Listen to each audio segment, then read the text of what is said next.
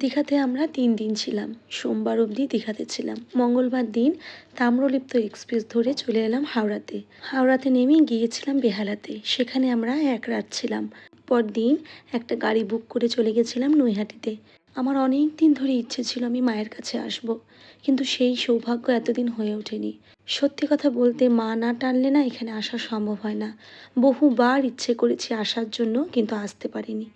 এবার যেভাবেই হোক এসে মায়ের কাছে পৌঁছেছি। সকাল সকাল নেমেই আমরা আগে গঙ্গাতে গেছিলাম। সেখানে হাত পা ধুয়ে পুজোর ডালা নিয়ে লাইনে দাঁড়ালাম। আমরা স্নান সেরে এসেছিলাম, শুধুমাত্র গঙ্গার জলটা মাথায় নিলাম। সবাই বলছিল আজ গুরু পূর্ণিমা, অনেক ভিড় হবে। কিন্তু যখন আমরা ওখানে পৌঁছেছি, গিয়ে দেখলাম তেমন ভিড় তখনও হয়নি। যত বেলা বাড়বে তত ভিড়টা হবে। আমরা খুব শান্তি মতো করে মায়ের কাছে পুজো দিলাম। কোনো ভিড়ের মধ্যে আমাদের পড়তে হয়নি। প্রচণ্ড রোদ ছিল সেই দিন। এত সকাল সকাল তবুও অনেক রোদ ছিল। পুজো দেব বলে খালি পায়ে রাস্তা দিয়ে হাঁটছিলাম। পায়ের পাতাটা পুরো জ্বলে যাচ্ছিল।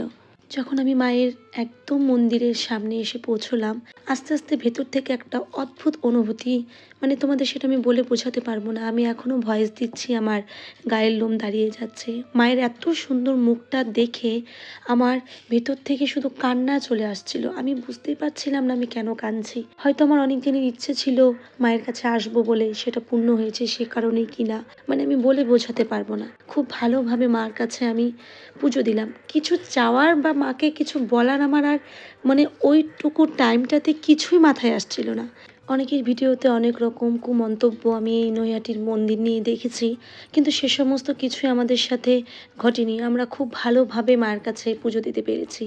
পুজো দিয়ে বেরিয়ে আমরা নৈহাটিতে একটা খাবার হোটেলে খাবার খেয়েছি। তারপরে ওখান থেকে আবার বেরিয়ে পড়েছিলাম বোলপুরের উদ্দেশ্যে।